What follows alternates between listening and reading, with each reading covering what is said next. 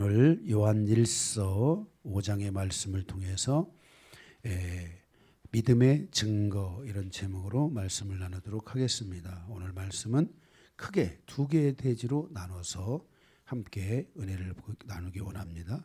서론을 먼저 간단하게 좀 보도록 하겠습니다. 요한일서 5장은 믿음에 대한 증거를 우리에게 말씀하여 주고 있습니다. 하나님이 나에게 주신 믿음의 증거는 무엇인가?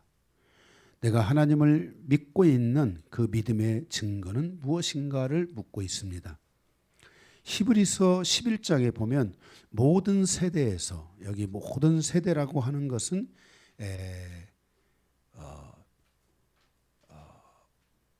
주님이 이 땅에 사람을 보내고 100년, 200년, 300년, 400년 역사가 이렇게 쭉 흘러오잖아요.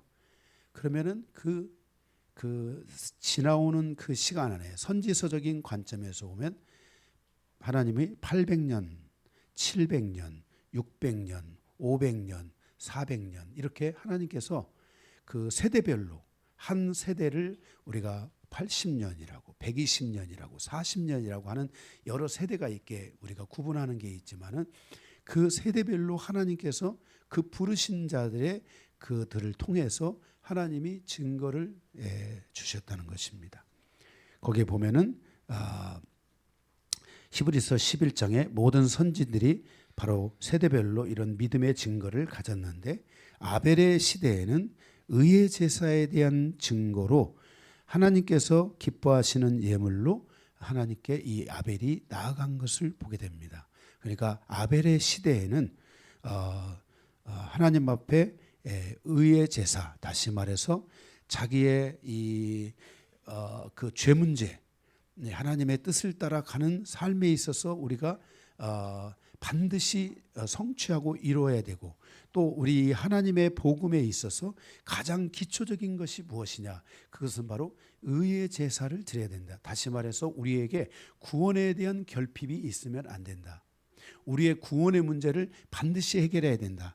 하나님께서 아담과 하와가 범죄했을 때 에덴 동산에서 하나님이 즉각적으로 아담과 하와를 위해서 의의 제사를 드리죠.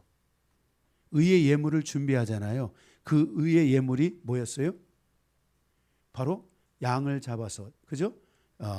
그 피로써 아담의 죄를 속하고, 그리고 그 옷을 입힘으로 그의 벌거벗음을 하나님이 치유하셨잖아요. 하나님이 주신 이 의의 제물, 의의 제사를 바로 이 아벨이 그대로 그것을 계승하였다는 것입니다. 그거를 이어갔다는 거예요. 이거는 매우 중요한 부분이에요. 우리가 하나님 앞에 나아가 제사는 예배가 아닙니다. 제사를 향해서 제물을 제사라는 것은 제물을 준비하다 이런 거예요. 그죠? 우리가 범죄하거나 넘어졌을 때 우리의 의인됨을 확증하기 위하여 우리는 하나님 앞에 구약적 관점에서 제물을 준비해야 됐어요. 그때 그 제물을 준비할 때 아벨은 바로 양으로 제물을 준비해서 양의 피와 그리고 그 고기로 하나님 앞에 드렸습니다. 그런데 가인은 어떻게 드렸습니까? 바로 농산물로 드렸던 것입니다. 그래서 그 우리의 죄를 용서하고 우리가 하나님 앞에 죄사함을 받는 과정은 하나님이 주신 영적 질서 안에서 가야 되지, 내가 농산물로 한다고 해서 농산물로 하는 게 아닙니다. 하나님이 주신 제도, 그 질서가 매우 중요하고 우리는 그러한 하나님의 말씀, 그 질서 안에서 하나님 앞에 나아가는 그런 성숙한 그리스도인들이 돼야 되는 것입니다. 에녹은 믿음의 증거로 하나님과 동행했습니다. 하나님께서 에녹에게 아들을 주셨는데 그 아들의 이름이 무드셀라입니다. 그런데 그 아들의 이름을 무드셀라라 하고 보니까 하나님이 이제 심판이 있다는 것입니다.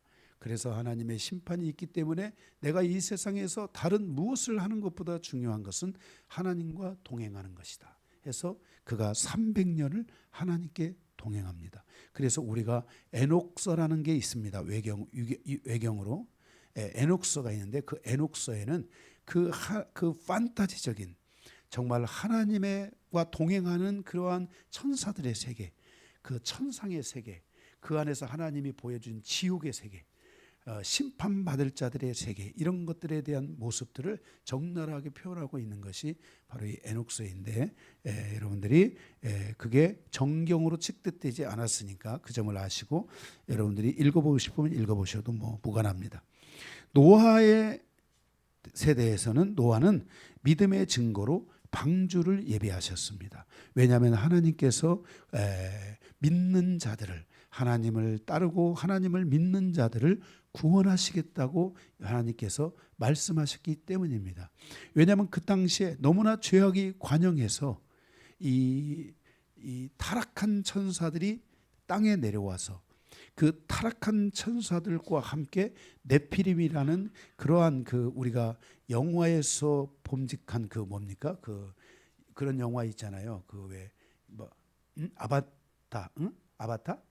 아바타의 영화와 같은 그런 어떤 그 천사들의 세계가 땅에 와서 사람들과 거기에서 이 하나님이 원하지 않는 그러한 탄생을 이루고 생명을 이루고 하는 이런 데까지 오게 되면서 거기에서 오는 그 성의 정체성, 하나님이 창조하신 남자와 여자를 창조하였더라 그랬는데, 이런 하나님의 정체성에서 완전히 정말 무너지기 시작하면서 이 우리가 살아가는 그 당시에 그 살아가는 세상이 하나님이 원하시지 않는 질서 속에 있음에 하나님께서 내가 나를 믿고 나의 말씀을 믿는 자들만 내가 살리겠다.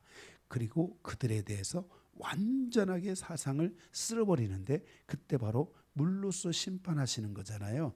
그래서 하나님의 말씀과 약속을 믿는 자만 내게 나오라 했을 때 노아의 8 식구만 하나님께 나와서 그 방주에 태우시자 그 방주의 문이 닫히고 40주야로 비가 내리면서 이 비가 내리는데, 이 비는 제가 창세기 강해 때 말씀을 드렸지만 그 당시에는 비가 안 내렸습니다.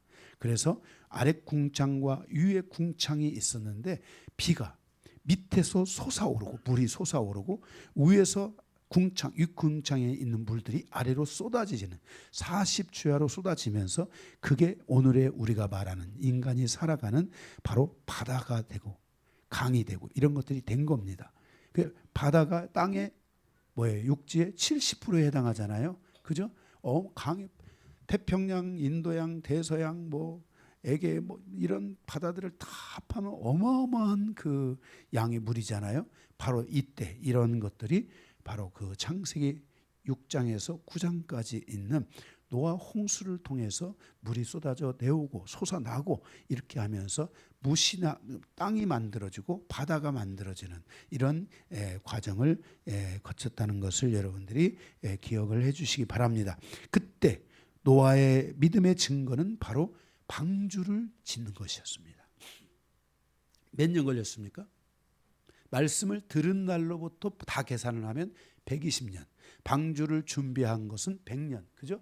이렇게 해서 120년 동안 이 방주를 예비해서 결국 그 믿음의 증거로 그들이 구원을 얻게 됐다는 것을 성경이 우리에게 말씀해 주고 있습니다. 아브라함에 와서 믿음의 증거는 하나님의 약속의 씨를 믿는 것이었습니다. 그래서 약속의 씨, 그 약속의 씨가 누굽니까? 바로 예수 그리스도지 않습니까? 그 그리스도를 믿었는데 그 믿음을 하나님이 의로 여기셔서 아브라함을 믿음의 조상으로 삼으시고 그를 통하여 하나님의 의가 전파되게 하신 것입니다. 이와 같이 하나님을 믿는 자들은 하나님께 대한 믿음의 증거를 가져야 됩니다. 그러면 요한 1서에서 이 시대에, 이 세대에 주시는 믿음의 증거는 무엇인가? 성도는 믿음의 증거로 무엇을 믿어야 되는가 하는 것을 우리에게 설명해 주고 있는 것이 바로 요한 1서이고 그중에 오늘 요한 1서 5장에 우리의 믿음의 증거, 우리는 어떤 증거를 가지고 있어야 되나? 이것을 우리에게 말씀해 주고 있다는 것입니다. 오늘 요한일서 5장을 통해서 바로 이 시대에 주신 사도 요한을 통해 이 시대에 주신 마지막 세대에 주신 믿음의 증거들이 무엇인지를 점검하면서 함께 은혜 받는 시간이 되기를 원합니다. 오늘 두 개의 대주로 크게 딱 나눴습니다. 그러면 먼저 1번, 예수를 믿는 모든 자들에게 사도 요한을 통해서 가르쳐 주고 있는 믿음의 증거는 무엇인가 하는 것입니다. 그러니까 종말의 마지막 때 예수 그리스도 이후로부터 시작해서 바로 현재 미래에 이르기까지 주신 믿음의 증거, 우리는 이것을 꼭 가지고 있어야만 한다는 것을 기억해 주시기 바랍니다.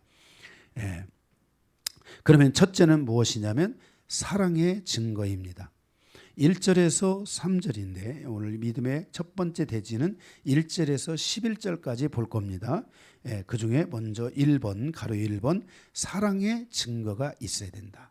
마지막 때를 살아가는 예수 그리스도 이후로부터 현재 그리고 미래 종말에 이르는 모든 시간까지 반드시 모든 믿는 사람 안에는 사랑이라는 증거가 있어야 된다라는 것입니다.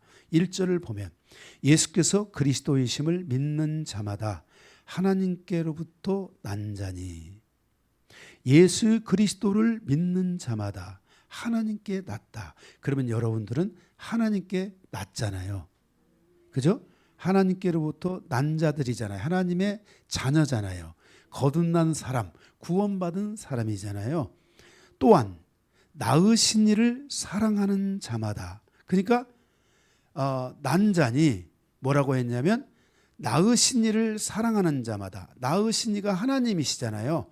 하나님을 사랑하는 자마다, 하나님을 사랑하는 자마다 그에게서 난 자를 사랑하느니라. 그게 누구예요? 그러니까 낳으신 이를 사랑하는 자마다, 그러니까 하나님의 자녀된 자들, 거듭난 자들을 사랑하는 자마다 그 하나님에게서 난 자를 사랑한다 이 말이에요. 그러니까 뭐예요? 나만 낳은 게 아니라 너도 낳고 많은 사람들이 다 예수를 낳았다는 거예요. 그래서 나를 낳으신 하나님을 사랑할 뿐만 아니라 형제 자매들을 사랑한다라는 거예요. 우리가 가족이라는 개념에 있어서 부모님이 날 낳으시고 그럴 때 우리는 부모님을 어떻게 해야 됩니까? 사랑해야 되는 거예요. 그리고 날 낳으신 그 부모님을 사랑할 뿐만 아니라 나에게 형제를 낳아주셨는데 그 형제를 우리가 어떻게 해야 돼요? 사랑해야 된다는 거예요. 그래서 거듭난 자, 구원받은 자 안에 뭐가 있어야 되냐면 사랑이 있어야 된다는 거예요. 이거를 하나님이 주셨다는 것이에요. 그래서 우리가 지난 시간에 아가페토스, 이제 아가파오 이런 부분에 대해서 말씀을 드렸는데, 사랑의 그 당시에 이 헬라의 문화권 안에서는 아가페라는 사랑의 기법은 없었습니다. 그런데 그래서 그 당시에 이 아가페의 사랑이 없었는데 예수 그리스도가 이 땅에 오셔서, 예수 그리스도가 오셔서 바로 그것을 그 사랑을 아가페로 계시하였다는 것입니다. 아멘. 그래서 이 아가페의 사랑이 바로 이 사랑의 여러 요소들 가운데 하나로 자리를 잡게 된 것입니다. 그래서 이 사랑의 혁명 아가페가 우리에게 오게 된 것입니다. 이것이 인류에게 미친 영향이라는 것은 어마어마하고, 지금의 많은 사랑, 인간이 사랑하고 있는 많은 사랑의 패턴이 바로 이 아가페적 사랑의 근거를 두고 있다는 것을 우리가 기억해야 됩니다. 그래서 이 아가페가 사랑의 씨라면 아가파오는 사랑에 대한 순종을 통해서 성장하는 모습이라고 할 수 있습니다. 지난 시간에 아가페토스는 유일하고 존귀하고 정말 소중한 존재라는 뜻을 가지고 있다면, 아가파오는 바로 사랑에 대한 성장을 이루는 단계를 말씀해주고 있다는 것입니다. 오늘 우리가 본 여기 1절에 있는 이 사랑하는 자마다, 이 말은 아가파오라는 것입니다. 그러니까 사랑의 씨가 우리 안에 들어왔습니다. 우리가 거듭나는 순간, 예수를 믿는 순간, 예수가 내 안에 오시는 순간, 하나님이 내 안에 오시고 성령이 내 안에 오셔서 성령의 사랑의 줄로, 예수의 십자가의 사랑으로, 하나님은 근본, 사랑의 근본이신 그분이 우리 안에 들어옴으로 사랑이 우리 안에 들어왔는데, 이제 이 사랑이 하나님을 향한 사랑의 성장을 이루고 형제 자매를 향한 아가파오, 사랑의 성장을 이루는 자들에 대해서 말씀하고 있다는 것입니다. 이러한 사람들은, 이렇게 사랑의 성장이 이루어지는 사람들은, 그러니까 예수를 믿고 거듭난 사람은 아가페라는 하나님의 사랑이 마음에 새겨지게 되는데, 그 결과로 사랑의 눈을 열게 된다는 것입니다. 우리의 눈에 보이지 않아도 우리는 누구를 사랑합니까? 하나님을 사랑합니다. 만나지 못하고 무엇인가를 몰라도 우리가 하나님을 사랑합니다. 왜 그렇습니까? 사랑의 씨가 들어와서 하나님을 사랑하는 마음이 우리 안에 생겼다는 것입니다. 그 씨가 바로 순종을 통해서, 아가파오, 사랑에 대한 순종을 통해서 점점 자라면서 거듭난 자들이 사랑하는 믿음이 성장해 가야만 한다는 것입니다. 그래서 그가 사랑하는지 안 사랑하는지, 하나님을 사랑하는지 안 사랑하는지는 그 무엇을 통해 아냐면, 그가 다른 사람을 사랑하면 그가 하나님을 사랑하는 자라고, 다시 말해서 하나님을 믿는 자라고 말할 수 있게 된다는 것입니다. 바로 그것이 아가파오라는 것입니다. 그래서 2절에 보게 되면 하나님의 계명에 순종하여 살아가는 신앙의 여정을 통해서 우리가 하나님의 자녀라는 증거를 얻게 된다는 것입니다. 우리가 하나님을 사랑하고 그의 계명을 지킬 때에 이로써 우리가 하나님의 자녀를 사랑하는 줄을 안다. 다시 말해서 하나님께 대한 믿음을 가진 자들이다라는 것입니다. 하나님께 대한 믿음을 가진 자들은 그 마음에 하나님이 들어오고, 영접함으로 하나님이 내 안에 들어오고, 하나님이 계심으로 사랑의 씨가 내 안에서 존재하게 됨으로 하나님을 사랑하게 되는데, 이제 이 사랑이 성장을 반드시 이루어야만 한다는 것입니다. 3절에 보면 하나님을 사랑하는 것은 이것이니 우리가 그 계명을 지키는 것이라, 그의 계명들은 무거운 것이 아니로다 그랬습니다. 그러니까 하나님 사랑하는 것은 그의 계명을 지키는 거다. 그의 계명이 무엇입니까? 하나님을 사랑하고 내 이웃을 내 몸과 같이 사랑하라 하신 것입니다. 그런데 우리의 생각과 다르게 그 계명은 뭐라겠습니까? 어려운 것이 아니라는 것입니다. 왜냐하면 사랑이라는 것은 이 아가페에서 아가페토스가 되고, 이 아가파오, 성장하는 사랑을 갖게 되는 이 성장의 요소는 바로 내가 성장하는 것이 아니라 내 안에 있는 사랑이 나의 사랑의 성장을 이룬다는 것입니다. 저희 둘째 아들이, 제가 절째 아들에게 씨를 줬잖아요. 우리 강한종 집사가 뭘 많이 먹어서 살찐 게 아닙니다. 저의 씨를 받아가지고 저를 닮아서 저렇게 오람하게 살찐 겁니다. 이와 마찬가지로 저 보세요. 저 모친이 저렇게 살찌셨으니까 딸도 이렇게 살찌지 않습니까? 아들을 보세요. 지난번에 보셨죠? 우리 집사님을 닮아서 아들도 그런 대로 날씬한 편입니다. 누구에 비해서. 이렇게 우리가 사랑하는 것은 하나님의 사랑의 씨가 우리 안에 들어와서 그 씨가 우리를 사랑하게 하기 때문에, 우리가 하나님의 말씀대로 가고 기도를 따라가고 믿음을 따라서 가게 된다면 이 씨가 점점 더 성장해서 성장해서 그 성장한 씨를 아가파오라고 하는데, 바로 이 사랑의 성장에 의해서 우리가 다른 사람을 사랑하게 된다는 것입니다. 그러니까 우리가 사랑을 위해서 뭔가를 노력하고 우리가 사랑을 위해서 뭔가를 더 많이 뭔가를 해야지 사랑을 할 수 있는 것이 아니라 우리 안에서 이 사랑의 마음이 성장하도록 도와줘야만 한다는 것입니다. 그래서 그 사랑으로 인하여서 우리가 바로 이 사랑을 우리 안에 이루기 때문에 사랑은 어려운 것이 아니라고 말하고 있습니다. 그러면 왜 이렇게 사랑에 대한 트러블이 생깁니까?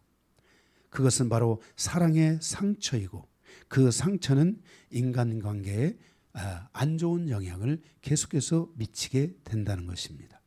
너를 미워해. 너를 죽이고 말 거야. 너가 뭔데? 라는 이런 사랑의 트러블이 우리 안에 만들어졌고 만들어진 그것을 우리는 돌아가 보면 바로 내 상처 안에 이 상처로 인하여 이 사랑을 가두기 때문이라는 것입니다. 그런데 예수께서 우리를 위해 십자가를 치신 것은 이 사랑의 트러블 이것들을 제거하고 하나님과 화목하고 또 우리끼리 서로 너희끼리 서로 화목하라 그랬지 않습니까? 우리끼리 너희끼리 서로 화목하도록 하기 위해서 주님께서 십자가를 통한 제물이 되어 주셨다는 것입니다. 예수의 죽으심은 곧 나의 죽음인 것입니다. 그러므로 우리는 십자가를 통해서 내 마음에 남겨진 사랑의 트러블을 완전히 제거하는 데 집중하고 사랑의 이 증거를 반드시 가져야 됩니다. 그래서 딱 봐도 저분은 구원받은 사람이다. 저분은 거듭난 사람이다.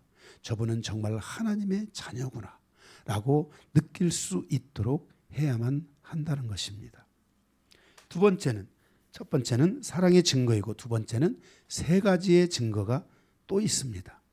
이 세 가지의 이 증거 4절에서 8절인데 바로 첫째라고 해도 되고 동그라미 1번을 해도 됩니다. 바로 세상을 바로 이 세 가지 증거는 세상을 이기게 합니다. 우리가 이 믿음을 가지고 살아가는 데 있어서 세상을 이겨야 되잖아요. 에녹은 하나님과 동행하면서 세상을 이겼죠. 그죠? 노아는 방주를 준비하면서 세상을 이겼지 않겠습니까? 그죠? 이렇게 우리가 이 세 가지 증거가 세상을 이기게 한다는 것입니다. 세상에 있는 것들을 이기게 하신다는 겁니다. 거기 4절에 보면은 4절에 무릇 하나님께로부터 난 자마다 세상을 이기느니라. 세상을 이기는 승리는 이것이니 너희의 믿음이니라 그랬습니다. 그런데 우리는 이 믿음이 있어야 되는데 이 믿음이 무엇에 대한 믿음이냐? 무엇에 대한 믿음인가 하는 것을 우리에게 거기서 말씀하여 주고 있는 것입니다. 5절에 보면 예수께서 하나님의 아들이심을 믿는 자가 아니면 세상을 이기는 자가 누구냐. 그러니까 예수께서 하나님의 아들이라는 것을 믿는 믿음이 있으면 우리는 세상을 이길 수 있다는 것입니다. 다시 말해서 나의 믿음을 지킬 수 있다는 겁니다. 첫 번째는 뭐였습니까? 사랑을 함으로써 나의 믿음을 지키는 겁니다. 내 안에 사랑의 트러블 때문에 넘어지지 아니하고 나를 지키고 나를 이길 수 있는 삶으로 나아가는 것이 바로 사랑이라는 것입니다. 두 번째로는 여기 세 가지가 증거가 있는데 그것은 바로 뭐냐면은 바로 세상을 이기는 이 믿음이 있는데 아들이심을 믿는 겁니다. 그러면 아들을 믿는 것인데 그것은 무엇인가? 우리에게 여기 두 번째로는 동그라미 2번 나를 이기는 둘째로 하시기 바랍니다. 첫째, 둘째 나를 이기는 자로 살게 하는 것은 세 가지의 증거가 있다는 것입니다. 내가 믿음을 가지고 이 세상을 이기고 이 세상을 내가 넘어지지 않고 승리할 수 있는 거 이게 있어야지 여러분이 마지막 때에 하나님 나라에까지 꼴이 나고 그죠? 하나님 나라에서 여러분들이 영생하는 은혜를 여러분이 얻을 수 있지 않겠습니까?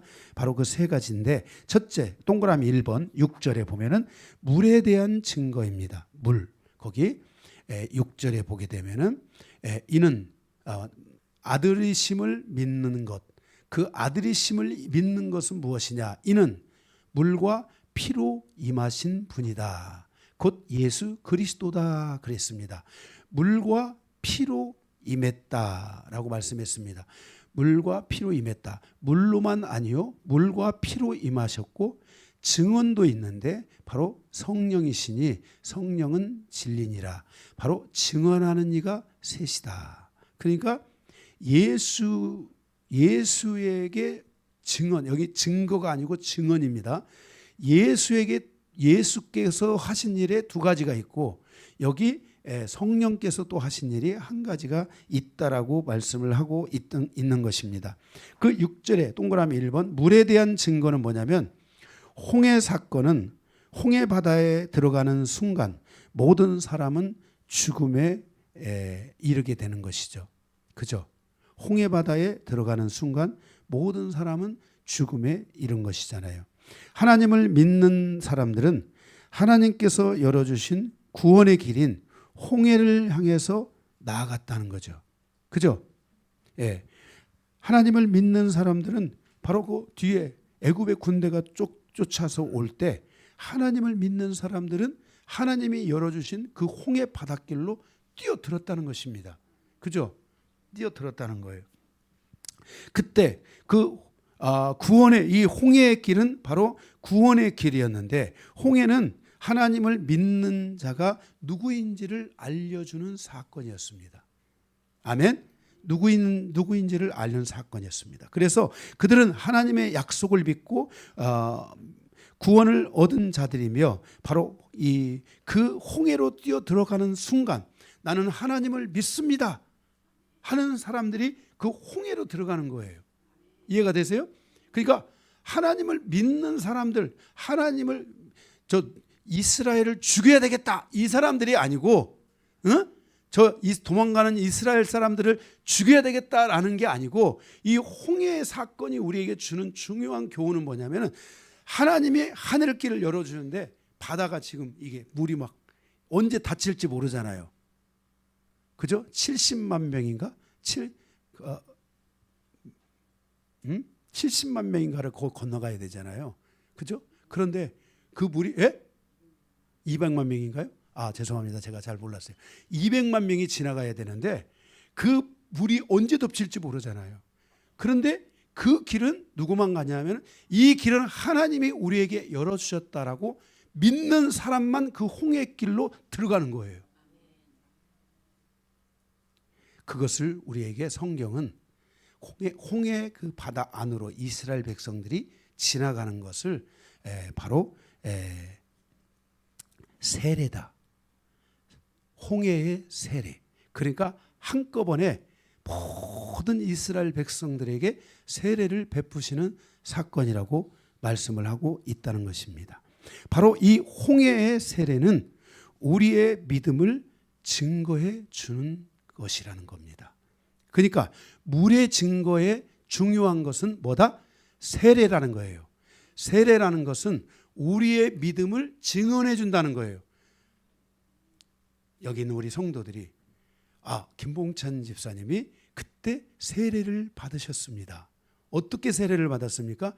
예수 그리스도의 복음을 믿고 세례를 받았습니다. 그러니까 세례의 사건은 그 사람의 무엇을 증언해 주는 거예요? 믿음을 증언해 주는, 구원을 증언해 주는 거예요. 그때 그 증언을 누가 하고 있는 거예요? 여러분들이 증언을 하는 거죠. 이와 마찬가지로 홍해의 사건은 바로 세례를 의미하는 것이라는 것을 말씀하여 주고 있는 것입니다. 우리가 하나님의 약속인 예수 그리스도의 십자가의 구속을 믿고 그 믿음을 증거하기 위해서 우리는 무엇을 받습니까? 세례를 받지 않습니까? 바로 세례는 구원받은 것을 증거해 주는 것입니다. 구약에서 이 예표는, 이 세례의 예표, 구원받은 것을 예표해 주는 것이 또 다른 방식이 있는데 그게 바로 할례잖아요. 할례는 구원받는 거예요? 아니면 구원받은 사람이 할례를 받는 거예요? 구원받은 사람이 할례를 받는 거잖아요. 그죠? 예. 그래서 구약에 바로 이 홍해 사건이 있는데 이제 이 신약에 넘어와서 예수 그리스도 이후에 교회 시대를 넘어와서 우리가 구원받은 하나님의 자녀들에게 예수를 믿고 구원받은 사람들에게 무엇을 주게 됐어요? 세례를 주는 사건이 우리에게 이루어졌다는 거예요. 그죠? 그래서 바로 이 물의 증거는 뭐냐면은 우리가 구원받았다는 것을, 우리가 하나님의 백성이라는 것을 증거해 주는 바로 이 세례의 이 증거해 주는 것이, 증언해 주는 것이라는 것을 우리는 기억해야 됩니다. 여기 있는 우리 모두가 그래서 세례 교인이잖아요. 우리 장로교회에서는요, 세례 교인 이렇게 표를 할 때 숫자를 거기다가 제가 이제 노회나 총회 숫자 보고를 하거든요. 하면 세례 교인이 몇 명이냐 하고 이렇게 묻습니다. 이게 세례를 안 받은 사람은 세례 교인이 아니고 그냥 처치 멤버이고 그 교회 출석하시는 분이고, 세례를 받은 사람, 이 세례를 받았다는 것은 예수 그리스도를 믿고 구원받은 사람이라는 것입니다. 그래서 여러분들은 오늘 이 중요한 증거, 사랑의 증거가 있어야 되고 세례의 증거가 여러분에게 마지막 때를 살아가는, 예수 그리스도 이후에 마지막 시대를 살아가는 모든 사람들은 반드시 세례가 있어야 됩니다. 여러분이 시베리아 불꽃이라는 책을 읽어보시면, 제가 옛날에 한번 얘기했잖아요. 시베리아, 러시아잖아요. 러시아의 시베리아는 온도가 막 40도, 50도 막 이렇게 올라가는, 영상이 아니에요. 영하 40도, 50도 올라가는 혹한의 추위, 얼음이 막 엄청나게 두껍게 여는 그런 곳인데, 이 예수 믿는 사람들이 예수를 믿고 그 믿음에 대한 그 증언을 얻기 위해서, 증언이라고 말하는 것은 많은 사람들 앞에서 그것을 세례를 받으면 많은 사람들이 그 사람의 구원을 뭐 해주는 거예요? 증언해 주는 거잖아요. 그래서 이 증언이라는 표현을 쓰고 있는 거예요. 아멘. 그래서 그 얼음을 깨고요.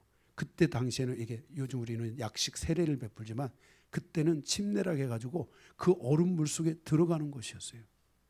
그래서 그쪽에 가서 거기서 막 얼음을 깨고 막 들어가는데 막 40도가 되니까 막 그 물 속에 들어갔다 오면 막 몸이 막 애리잖아요. 그럼 막 성도들이 거기서 막 찬양을 해주면서 막 노래를 불러주면서 우리의 형제의 자매가 됐다. 우리가 믿음 안에 하나 됐다라는 것을 이제 알려주고, 선물도 주고 막 이러면서 그 세례식이 실제 있었던. 그래서 이제 이 러시아라고 하는 것은 그 사회주의잖아요, 공산주의잖아요. 그 공산주의의 그 피해서 거기 이제 발각되면은 다 죽으니까 그걸 피해서 정말 외진 곳으로 가가지고 거기 세례를 받고 밤새도록 또 걸어가는 거예요. 이러한 일들이 실제 바로 일어난 내용들의 책을 제가 아주 오래전에, 한 40년 전에 제가 그 책을 읽었던 기억이 있습니다. 바로 이렇게 이 물은 세례를 표현하고 있고, 이 증언을 여러분들은 가지고 있으셔야만 한다는 거예요. 아멘. 그래서 구원받은 사람이 물로 세례를 받은 것은 예수 그리스도를 믿는다는 시인과 함께 예수 그리스도를 구주로 영접하였음을 확인하여 주는 바로 구원의 확신에 대한 증언이 세례인 것입니다. 누구든지 물로 세례를 받았다면 그는 예수 그리스도를 믿고 구주로 영접한 것이라는 것을 우리는 기억해야만 할 것입니다.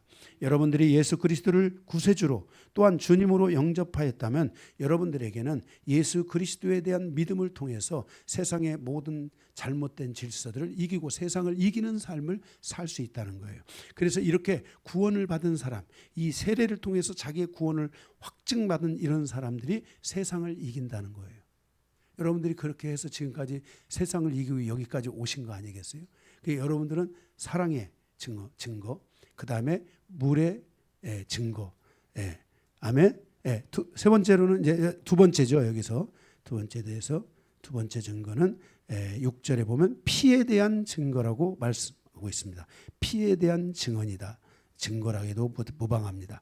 예수 그리스도는 우리를 위하여 십자가에 피 흘려 죽으셨습니다. 예수의 죽음은 곧 나의 죽음입니다. 예수가 우리를 위해 대신 죽으신 겁니다.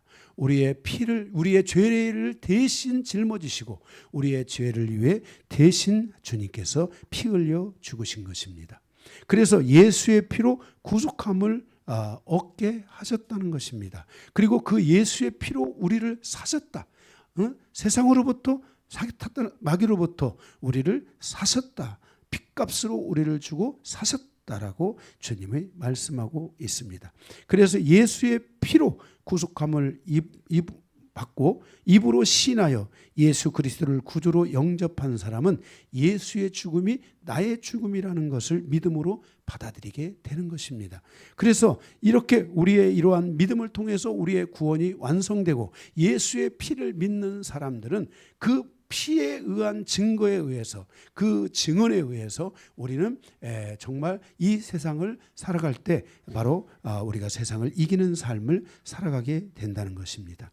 이제 나의 모든 것은 예수의 십자가와 함께 죽고 그의 피로 깨끗함을 얻었다라고 확신하게 되는 것입니다. 그러므로 이제 우리는 사랑의 새로운 질서를 통해서 바로 이기는 자의 삶을 살아가고 예수께서 우리를 위해서 주신 이 구원받은 자에게 주시는 물의 증거와 피의 증거를 통해서 우리는 이 세상에 대하여 능히 이기는 자의 삶을 살아갈 수 있게 된다는 것을 말씀하고 있습니다. 그래서 여러분들에게 사랑의 증거, 그 다음에 물의 증거, 그 다음에 피의 증거. 그래서 여러분들이 예수의 피가 지금도 효염이 있어서 우리가 죄를 지을 때 예수님께서 하나님의 보좌 우편에서 우리를 위하여 피로써 변호해 주신다는 거. 아멘. 이것을 우리가 기억해야만 할 것입니다. 세 번째로는 6절 7절에 보면은 성령은 진리를 통해서 증언하신다는 것입니다. 증언하는 이가 거기 성령이시니 성령은 진리니라. 증언하는 이가 셋이니 성령과 물과 피라. 또한 이 셋은 합하여 하나이다. 이렇게 말씀하고 있는 것을 볼 수 있습니다. 거기 성령은 진리를 통해서 증언하는데 성령의 증언은 진리의 증언, 곧 말씀의 증언이라는 것입니다. 하나님의 말씀을 우리가 믿게 하고 하나님의 말씀을 우리가 통해서 우리의 믿음을 견고하게 세워간다는 것입니다. 우리 안에 성령은 살아계시며 말씀을 믿게 하고 말씀을 증언합니다. 성령의 말씀에 대한 증언은 우리를 바로 이 세상에서 이기는 자의 삶을 살아가게 하신다는 것입니다. 로마서 8장 11절에 보면 예수를 죽은 자 가운데서 살리신 이의 영이 너희 안에 거하시면 그리스도 예수를 죽은 자 가운데서 살리신 이가 너희 안에 거하시는 그의 영으로 말미암아 너희 죽을 몸도 살리느니라. 그러니까 우리 안에 오신 성령이 우리가 이 몸이라는 것은 육신이라는 것은 연약해서 세상에서 우리가 살아가면서 넘어지고 범죄하고 실패할 수도 있는데 그 우리 안에 오신 성령이 그 진리로 우리를 인도하심으로 말미암아 우리의 죽을 몸도 살린다. 다시 말해서 우리가 넘어져 있지만은 다시 일으킨다. 말씀이 우리를 일으킨다는 거예요. 그 역할을 하시는 분이 성령님이라는 거예요. 그래서 우리가 이 세상을 살아가면서 우리는 하나님의 말씀을 통한 그 강력한 그리스도인들로 거듭나야 됩니다. 그럴 때 그 무엇도 우리를 이길 수 없습니다. 그 무엇도 이길 수 없어요. 바로 이 역할을 하는 것이 우리 안에 계신 성령이세요. 그래서 여러분들 안에 이 말씀에 대한 깊은 사랑이 있으셔야 됩니다. 로마서 8장 28절에 성령은 내 안에서 말할 수 없는 탄식과 함께 나와 합력하여 선을 이루신다고 말씀하고 있어요. 그래서 성령께서 우리에게 진리를 공급하고 진리에 대하여 듣게 하고 진리 가운데로 우리를 인도하여서 우리가 항상 성도가 진리 안에 있도록 하는 역할을 하는 것이 바로 성령의 증언이라는 거예요. 그러니까 여러분들 안에 바로 성령이 여러분을 계속 말씀 가운데 있게 하신다는 거예요. 말씀에 은혜 받게 하신다는 거예요. 말씀 안에 거하게 한다는 거예요. 이게 바로 성령이 우리 안에 증언하는 거예요. 그래서 우리는 사랑의 증언이 있어야 되고 피, 물 그리고 성령이 우리를 진리 가운데로 인도하는 이 증거가 우리 안에 있어야만 한다는 것이에요. 성령은 내 안에서 계속 지금도 증언하고 있습니다. 요한아 사랑해라. 사랑의 돌파를 이루라 증언하십니다. 말씀으로 음성으로 계속해서 나의 마음에 감동하십니다. 나의 또한 양심까지도 주관하시면서, 양심을 주관하는 게 성령이시잖아요. 성령이 나의 양심을 주관해서 내가 사랑하도록 나를 인도해 가고 있다는 것을 기억해야 됩니다. 그래서 성령은 내 안에 내주해 계시고 계시며 임재하여 주시면서 끊임없이 우리 안에 말씀을 통해서 이기는 삶으로 나아갈 수 있도록 우리를 이끌어주고 있습니다. 세 번째입니다. 가로 3번, 바로 하나님 아버지의 증거입니다. 그리고 우리가 증거가 지금 토탈 5개죠. 사랑의 증거, 그 다음에 예수와 성령 안에 있는 피와 물과 말씀의 증거, 그죠? 성령이 우리를 말씀으로 인도하시는 성령의 증거. 그 다음에 마지막으로 5번째죠. 번호로는 3번째입니다. 하나님 아버지의 증거입니다. 9절에서 11절입니다.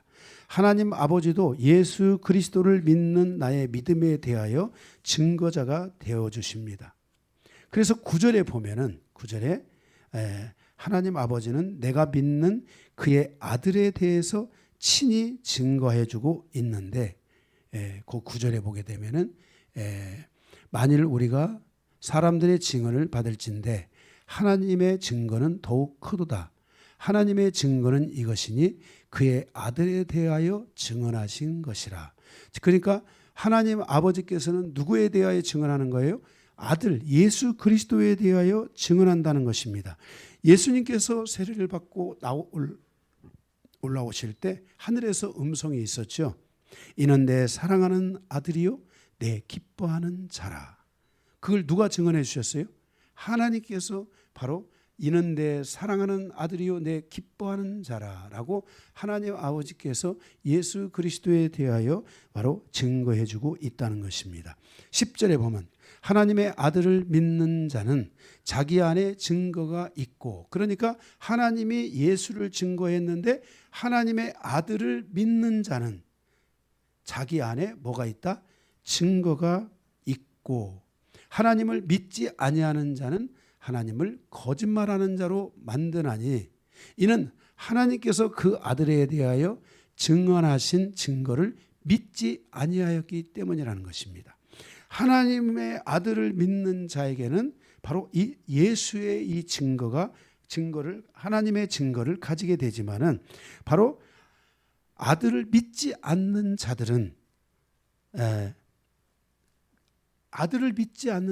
자기 안에 예수가 없다는 것입니다.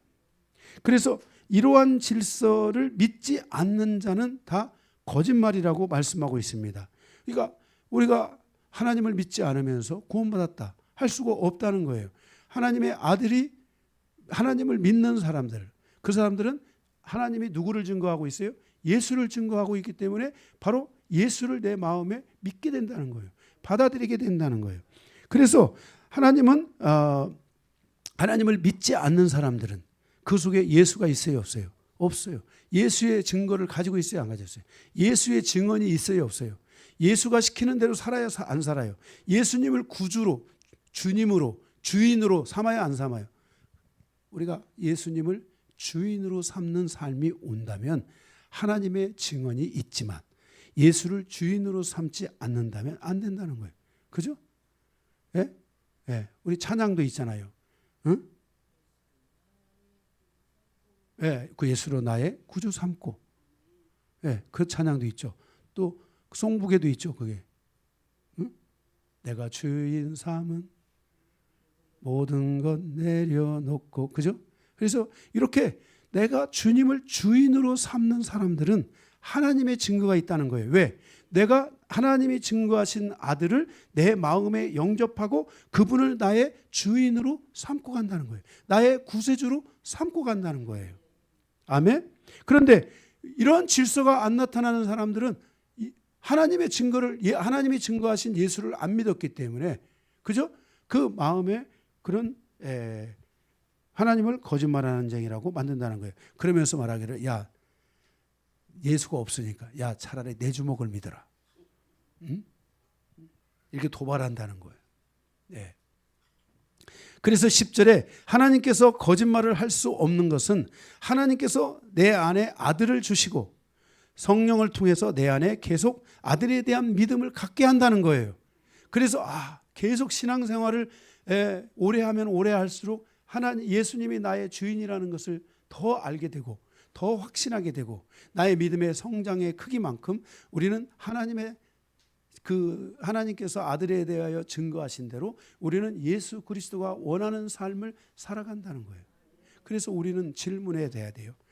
내가 하나님이 원하는 대로 살고 있는가? 이게 아주 중요해요. 제가 교회 가서 두 번째 들은 말씀이 그거예요. 너는 하나님 주님이 원하는 대로 살려고 하는가? 그래서 우리는 이 마음이 우리 안에 와야 된다는 거예요. 그래서 11절에 또 증거는 이것이니 하나님이 우리에게 영생을 주신 것과 이 생명이 그의 아들 안에 있는 그것이니라 그랬어요. 그래서 아들이 있는 자에게는 생명이 있고 하나님의 아들이 없는 자에게는 생명이 없는 거예요. 아멘. 11절에 또 증거는 이것이니 하나님이 우리에게 영생을 주신 것과 이 생명이 그 아들 안에 있는 그것이니라. 12절 아들이 있는 자에게는 생명이 있고 하나님의 아들이 없는 자에게는 생명이 없다는 것이에요. 그래서 예수가 마음에 있는 사람은 계속해서 그런 생명의 증거가 나타나고 예수가 마음에 없는 사람은 생명의 증거가 나타나지 않아요. 생명은 하나님이 우리에게 어둠을 몰아내는 빛의 역할을 하고 있어요. 그래서 자기 안에 있는 계속 어둠과 싸우는 사람, 자기의 연약함과 싸우는 사람, 자기의 구원을 온전하게 성숙해 가지 못하도록 하는 그런 자기 안에 존재하는 이런 악들과 계속 싸우는 사람들은 바로 그 안에 예수님이 계시는 거고 예수님을 주인 삼아 살아가고 예수님이 원하는 삶을 향해 가려고 하는 거고 이런 싸움이 없는 사람들은 바로 아들의 증거가 없다는 것을 말하고 하나님을 거짓말하는 자로 말하는 거예요. 분명히 예수의 생명이 오면 우리는 싸우게 돼 있는데 안 싸운다는 거예요. 믿는데 안 싸워요. 자기 자신에 있는 악과 싸워야 되잖아요. 자기 자신 안에 있는 하나님이 원하지 않는 것과 싸워야 되잖아요. 그런데 싸우지 않으면서 하나님을 믿는다는 거예요. 우리는 반드시 싸움이 있다는 거예요. 이 싸움이 있다는 것을 우리에게 가르쳐주는 서신이 바로 갈라디아서잖아요. 이제 내 안에 있는 잘못된 질서들 이런 것들이 갈라져야 된다는 거예요. 순수 복음 예수만 남아야 된다는 거예요. 예수의 말씀만이 내 안에 남아야 된다는 거예요. 그래서 이런 싸움이 우리에게 얼마나 진행되느냐 하는 것은 매우 중요해요. 여러분들이 지난 시간에 우리는 아이 단계, 자녀 단계, 아이 단계, 청년 단계, 아비 단계에 대한 말씀을 들었어요. 그런데 우리가 이 단계에서 필요한 모든 것들을 요한일서에 하나님이 말씀해 주시면서 우리 안에 성장이 이루어져야 된다고 말씀했어요. 만약에 이와 같은 성장이 이루어지지 않고 있다면 여러분은 지금 싸우지 않고 있다는 거예요. 우리는 최선을 다해서 싸우고 정말 주님 앞에 가는 날까지 우리 안에 이러한 싸움의 시간을 통해 승리로 가는 시간들이 이 마지막 때의 모든 성도들에게 일어나야 된다는 거예요. 생명이 있는 자는 생명의 순환이 일어나고 생명의 순환을 일으키고 그의 그 생명의 순환은 예수 그리스도에 대한 믿음을 더욱 상승시켜서 예수를 주인 삼아 살아가게 하는 놀라운 여정이 자연적으로 만들어지게 된다는 것입니다.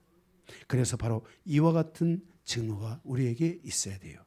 바로 사랑의 증거, 물과 피와 말씀을 증언하는 성령의 증언과 그리고 바로 아들을 증언하는 예수 그리스도의 증언이 있어야 되는데 아들을 증언하는 이유는 하나님께서 그 아들에게 무엇을 주셨어요?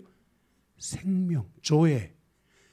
자오라는 생명은 사는 생명을 말하고 조에라는 생명은 바로 성경에만 있는 생명으로서 하나님의 생명이에요. 이 생명을 아들에게 주어서 아들이 있는 사람은 무엇도 같이 얻는 거예요. 생명도 같이 얻고 이 생명이 우리 안에서 작용하는 시간이 우리 안에 계속해서 이루어지는 사람은 바로 아들에 대한 증언을 가지고 있다는 거예요. 여러분들이 이렇게 성장하시기 바랍니다. 어렵고 힘들지만 승리하시기 바라고 그것을 통해서 세상을 이겨가는 그 이정표가 여러분들에게 있으시기를 주님의 이름으로 축복합니다. 두 번째는 큰 2번, 예수를 믿고 영생을 얻은 자의 모습은 어떤 것인가. 자, 그러면 여러분들이 이렇게 예수를 믿고 영생을 얻은 자, 이러한 증언을 가지고 살아가는 사람들은 어떤 모습인가 우리에게 말씀해 주고 있습니다. 6가지를 말씀해 주는데 첫 번째 13절에서 21절까지입니다. 내가 하나님의 아들의 이름을 믿는 너희에게 이것을 쓰는 것은 너희로 하여금 너희에게 영생이 있음을 알게 하려 한다 그랬어요. 바로 예수를 믿고 이 영생을 얻은 자, 이 증거를 5가지의 증거를 다 가진 사람은 첫 번째 바로 영생이 그에게 있다는 것이에요. 그가 자신에게 영생이 있다는 것을 알게 된다는 거예요. 영원한 생명이 있다는 것을 알게 된다는 거예요. 그것을 느낀다, 지각한다는 거예요. 영원한 나라, 곧 하나님의 나라를 느끼기 시작하고 그 하나님의 나라를 지각하는 마음이 그에게 열리게 된다는 것이에요. 히브리서 11장에 아브라함은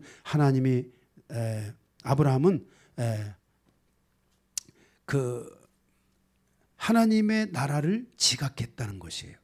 세상의 그 어떤 것도 하나님의 나라와 비교할 수 없다고 말씀하고 있어요. 아브라함이.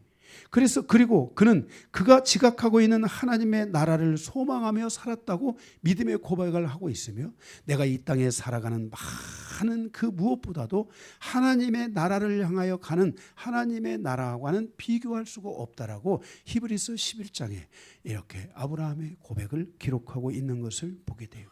그래서 성도의 여정은 하나님의 나라를 향해 가는 여정이 이루어져야 돼요. 사도 바울은 이 여정을 본향을 향해 가는 여정이라고 말씀하고 있어요. 예수를 믿고 영생을 얻은 자는 하나님의 나라를 바라보며 살아가야 돼요.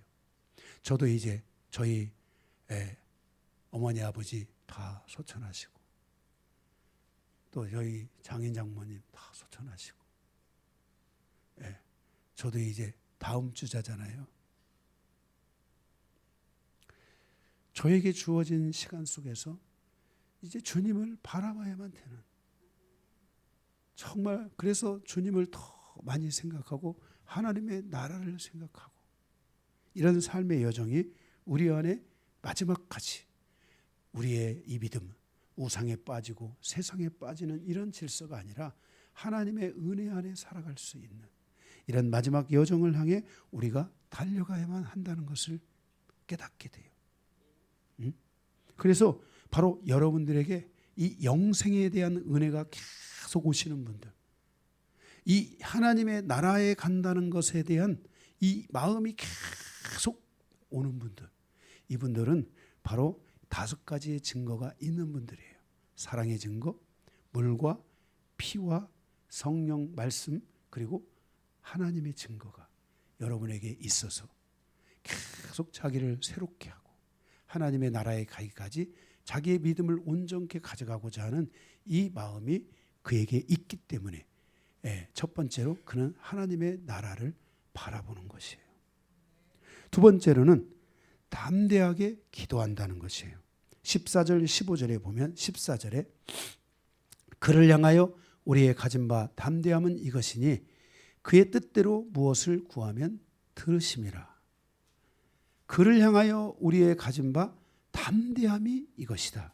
그러니까 우리가 바로 이 기도에 대한 담대함을 갖게 된다는 거예요.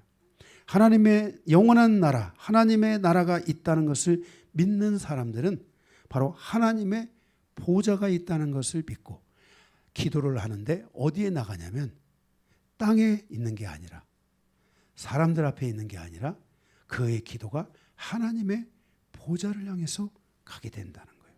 그래서 그의 기도가 담대해진다는 거예요. 오직 하나님을 바라보면서 담대하게 하나님, 내가 죽어도 좋사오니, 내가 내 삶이 이제 죽음에 이르기까지 하나님이 나의 이 기도를 이렇게 들어주십시오 하면서 하나님 앞에 가서, 하나님의 보좌 앞에 가서 담대히 기도하고, 그래서 기도가 강해진다는 거예요. 기도가 강해진다는 거예요. 제가 정말 지금까지 목회를 해오면서 제가 받은 복 중에 하나는 뭐냐면, 어디를 가든지 항상 기도하는 사람들이 있었어요. 예. 하나님 앞에 기도하는 사람. 우리가 마태복음 1장에 보면 그 요한나 이런 사람들은 성전에 가서 나이가 많이 들었는데 기도하고 있잖아요. 그죠? 예, 이 기도하고. 그래서 제가 나이가 많이 드신 권사님들이나 이런 분들, 자녀들의 길이 막 미래가 쫙 열어져야 되는 이런 분들을 향해서는 제가 하나님 앞에 정하고 기도하시라고 제가 꼭 그렇게 권면을 해요. 예. 이제 우리가 하나님 앞에서 이렇게 담대하게 기도해야 돼요. 15절에 보면 우리가 무엇이든지 구하는 바를 들으시는 줄을 안즉 우리가 그에게 구한 그것을 얻은 줄을 아느니라 그랬어요. 무엇이든지 구하는 것을 하나님께서 들으신다는 이 확신을 갖고 이것을 믿고 확신하고 기도해야만 한다는 것이에요. 거기 무엇이든지라는 말은 14절에 뭐예요? 하나님의 뜻대로 구하는 것을 말해요. 우리의 기도가 얼마나 중요합니까? 그래서 우리의 기도가 하나님의 뜻이 내게 오는 기도를 해야 돼요. 하나님의 뜻대로 기도하는 이 기도가 응답 확률이 100%가 된다는 것을 아셔야 돼요. 그래서 우리가 이렇게 하나님의 뜻대로 무엇이든지 구하면 하나님이 응답을 주신다는 거예요. 성도가 기도에 대한 믿음과 확신이 없다면 그는 기도할 수 없습니다. 반대로 성도가 기도에 대한 믿음과 확신이 있다면 그의 기도는 계속해서 상승하게 될 것이고 하나님 앞에 담대하게 나가서 기도하는 거예요. 여러분들이 오늘 저녁 기도 하고 그러잖아요. 우리가요. 그죠? 이거 와서 기도하잖아요. 우리 거의 월, 화, 수, 목, 금 다 기도하잖아요. 끝나고 예배 끝나고 기도하고 저녁 끝나고 기도하고 그냥 또 와서 기도하고 계속 기도하잖아요. 이때 우리의 기도가 이 담대한 기도가 돼야 돼요. 이 막 응답 될까 안 될까 막 불신앙에 시달리고 막 우리 몇 명 되지도 않은데 우리의 기도가 무슨 의미가 있겠어 막 이러는 사람들. 기도가 해도 안 되더라고 막 이런 분들은 처음부터 그 기도가 있었어요. 처음부터 그게 있었어요. 해도 안 되더라. 내 기도는 안 듣더라 하는 이 마음이 처음부터 있었던 거예요. 이게 시간이 간다고 해서 그 마음이 사라지지 않은 거예요. 우리가 담대한 기도, 하나님 앞에 정말 믿고 기도하는 기도, 우리가 이런 것들이 있다면 회개해야 돼요. 깊이 회개해야 돼요. 하나님, 내가 다시는 하나님이 나의 기도도 안 들으시는 것 같아. 내가 기도해봐야 나의 기도를 하나님이 안 들으시는 것 같더라고 하는 이런 불신앙적인 마음이 섞여 있는 이런 기도를 가지고 있다면 이 기도의 뿌리가 깊어요. 이 뿌리 깊은 이것을 정말 결단하고 회개하고 이걸 뽑아내야 돼요. 그럴 때 기도가 깊어져요. 믿고 기도하는, 하나님을 붙잡고 기도하는, 내가 죽으면 죽었지 이 기도를 놓지 않으리라 하는 이런 담대함의 기도. 하나님은 거기에서 바로 생명으로 역사하시는 거예요. 하나님의 말씀이 그랬잖아요. 무엇을 구하든지 다 주겠다. 뱀을 달라면 생선을 줄 자가 어디 있느냐. 하나님은 무엇이든지 우리에게 좋은 것으로 주시겠다고 하나님이 약속하셨단 말이에요. 아멘. 그래서 우리는 이 하나님의 약속을 믿고 담대하게 기도해야 돼요. 할렐루야. 기도하시기 바랍니다. 믿고 기도하시기 바랍니다. 그래서 그런데 여기에 세 번째로는 기도에도 응답이 없는 사례가 있다는 것입니다. 16절 17절 16절에 사망에 이르지 아니하는 죄를 지은 성도에 대해서는 우리는 그가 일어설 수 있도록 기도해야 됩니다. 아멘. 우리가 성도들이 실패하고 넘어지고 연약하고 이래도요, 계속 기도해 줘야 돼요. 우리는 하나님의 보좌 앞에 담대히 나가서 하나님 그 영혼을 긍휼히 여기시고 그를 붙들어 주시고 그를 살려 주시고 그를 일으켜 주시고 하나님이 도와주시고 막 하면서 그를 위해서 우리는 기도해야 돼요. 아멘. 그러면 하나님이 반드시 그 기도를 들으시고 일으키세요. 아멘. 예. 그러나 16절에 사망에 이르는 죄를 범한 사람에 대해서는 용서가 없다는 거예요. 그러면 그 사망에 이르는 죄가 무엇이냐? 이런 것들이죠. 성령 해방죄. 응? 성령을 해방하는 거예요. 하나님을 믿으면 무슨 소용이 있어? 막 하면서 응? 하나님이 죽으신 것처럼 신앙과 그냥 별개인 것처럼 내가 교회 나가는 것과 별개인 것처럼 막 하나님을 막 회방하는 거예요. 응? 예수님께서 예수님의 어머니에 대해서마저도 성령 해방죄는 용서받을 수 없다고 말했잖아요. 그래서 이런 성령 해방죄는 우리가 이거 있으면 안 되는 거예요. 예. 사단을 추종하는 죄, 불순종의 아들들 가운데 역사하는 것이 있다고 했잖아요. 그죠? 그리고 우리가 불순종할 수도 있어요. 해서는 안 되겠죠. 그런데 우리는 불순종했다가도 바로 돌아서서 순종의 삶으로 돌이켜야 돼요. 예. 그래서 우리의 불순종의 횟수가 늘어나면 안 돼요. 순종하는 신앙으로 갈 수 있으셔야 돼요. 근데 이러한 죄를 계속해서 복수로 반복해서 짓게 되면 우리는 그 사람에 대한 그 기도를 하나님이 듣지 않을 수도 있다는 거예요. 이건 그래서 우리는 불순종의 마음이 있다 할지라도 순종의 마음으로 돌아서고, 그죠? 항상 이런 죄들은 우리가 범하면 안 되겠죠. 그죠? 그래서 바로 우리가 기도를 하지만은 하나님은 이렇게 기도에 대해서 말씀하고 있다는 거예요. 17절 모든 불의가 죄이지만 사망에 이르지 않는 것이 있고 사망에 이르는 것이 있다는 거예요. 그러니까 우리가 사망에 이르는 이런 죄들을 범하면 돼요, 안 돼요? 안 돼요. 사망에 이르는 죄를 이런 건 범하면 안 돼요. 예. 그렇다고 사망에 이르지 않는 죄도 용서된다니까 적당히 죄 짓고 살아야 되지 않나 이런 마음이 있으면 안 돼요. 우리는 자녀 단계, 아이 단계, 청년 단계, 아비 단계에 이르는 영적 성장을 여러분들이 이루실 수 있어야 돼요. 아멘. 그리고 여러분들은 5가지 증거를 가진 사람은 세상을 이긴다 안 이긴다? 이긴다라는 거예요. 그래서 기도에도 응답이 없는 사례를 봤어요. 네 번째, 주님의 보호를 받게 된다는 거예요. 18절이에요. 이렇게 4가지, 5가지의 증거를 가진 사람들, 이런 사람들은 주님의 보호를 받는 거예요. 18절에 보게 되면은 거기에 하나님께로부터 난 자는 다 범죄하지 아니하는 줄을 우리가 아노라. 하나님께로부터 나신 자가 그를 지키심에 악한 자가 그를 만지지도 못한다라는 거예요. 자, 하나님께로 난 자마다 죄가 성립돼야 안 돼요. 하나님께로부터 거듭난 자들은 죄가 성립돼야 안 돼요. 죄를 지어서 넘어질 수 있지만은 죄가 성립이 안 돼요. 왜냐하면 내가 죄를 짓고 그 순간 하나님 앞에 죄를 짓는 순간 바로 피 흘리신 어린 양 되신 예수님이 내가 강요한 일을 위해 피 흘렸습니다 하면 죄가 무효가 되는 거예요. 다만 내가 이 죄로부터 이제는 승리하는 삶을 위해서 우리는 회개해야 되겠죠. 그죠?